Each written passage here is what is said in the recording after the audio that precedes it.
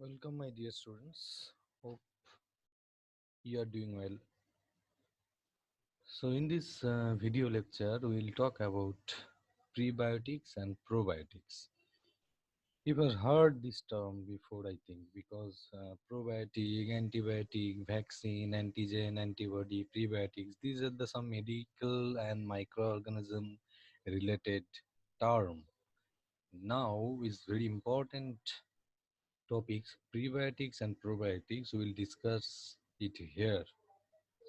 See, in the introduction part, microflora of the large intestine, complete digestion through fermentation, protect against pathogenic bacteria and stimulate the immune system. It is already understood in our large intestine. Okay, so probiotics and prebiotics in the diet can modify the composition of some metabolic activity of the microflora. Okay, so probiotics appear effective in treatment of childhood diarrhea, post antibiotic diarrhea, and bronchitis. The effect immunomodulation, and there are varied of encouraging result in vaginosis. So, what are the things in the introduction part? That means microflora means the microorganisms in the large intestine in our digestive system. They complete the digestion through fermentation and protect against pathogenic bacteria. That pathogenic bacteria means microflora. These are the some microorganisms already present in our digestive system that secretes the enzymes, which enzyme fermented the food, that is nothing but the digestion, and also protect against the pathogenic bacteria, means the harmful bacteria in the intestine that cause several diseases. Okay, so it act against the pathogenic bacteria and stimulate the immune system, means immune system increases the immunity power. So now probiotics, the root of word probiotic comes from the Greek word pro, meaning promoting.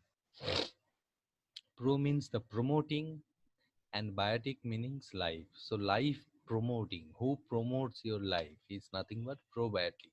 So probiotic, the Food and Agriculture Organization FAO of the United States America defines probiotic as life microorganism, means they are the life microorganisms which, when administered in adequate amount, produce beneficial effect in the host when taken orally.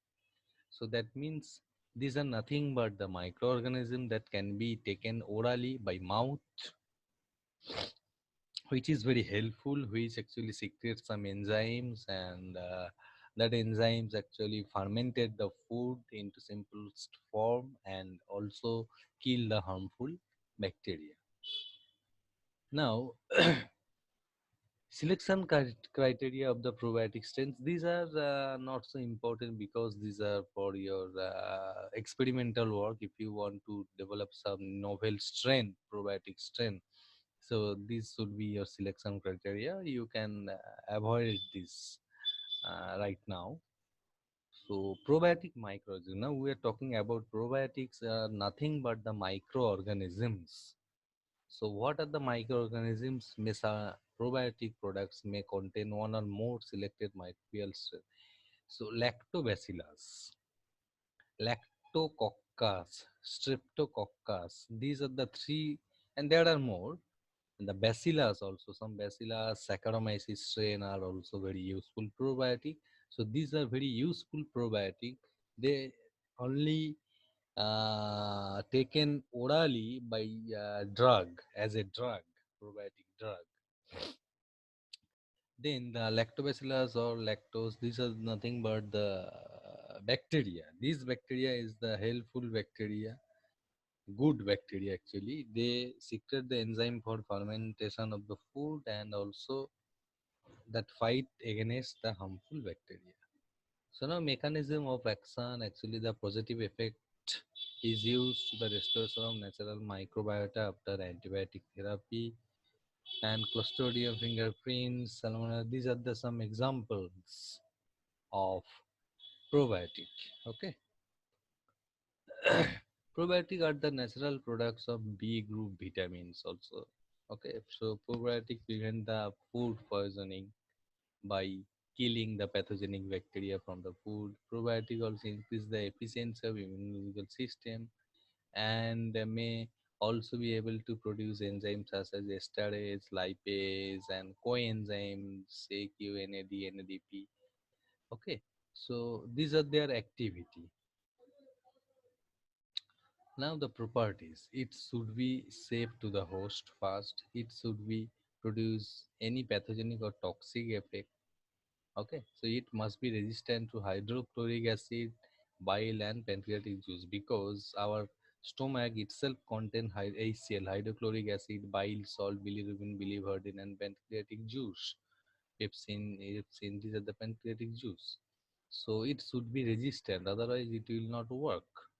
So it should have anti-carcinogenic or activity also. It should produce lactic acid and it should retain viability during storage and use also.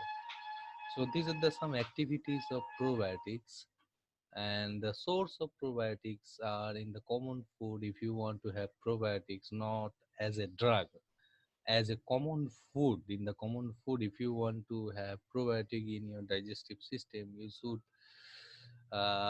eat yogurt that contain bacteria culture, cheese that is not baked, not baked cheese. Baked cheese in the pizza, if you see pizza, these are the baked cheese.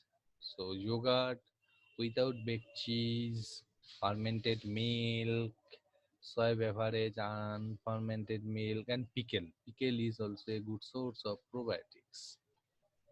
See here are in the picture you can see yogurt, miso, these are the cheese and vinegar, lassi, milk product and pickle. So these are the some uh, uh, examples of good probiotics. So now the effect, they reach the intestine alive, means they will not die. They are live. They will reach up to an intestine alive so that they can work there.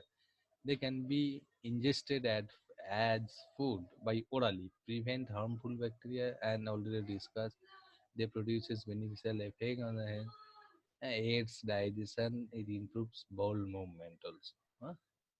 So now we will talk about prebiotic. Probiotic is already over. Now is the prebiotic. Prebiotic means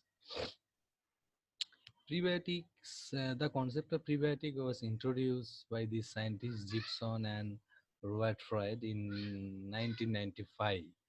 And prebiotics are the non-digestive carbohydrate acting as nutritive substrate to stimulate the growth of metabolism of certain bacteria. So prebiotics are the promoter actually who can help the probiotic to work. These are non-digestive carbohydrates acting as nutritive substrate to stimulate to increase the growth and metabolism of certain bacteria. So according to Wang, is the one scientist, he worked in 2009. There are five basic criteria of the classification food components. Prebiotic selection criteria resistant to the digestion in the upper selection of the alimentary tract,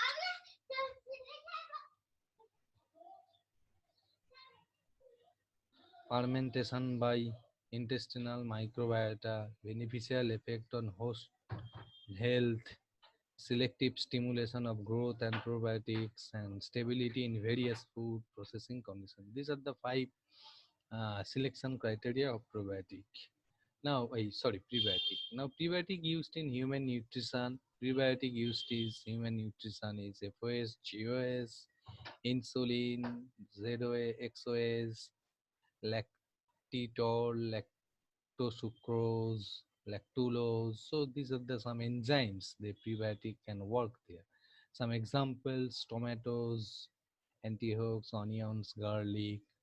Okay, so asparagus, leeks, and berries, strawberries, bananas, flaxseed, legumes. So these are the examples of prebiotic. Prebiotic is also helpful that you can take by food as a food. So this is the example already I have shown.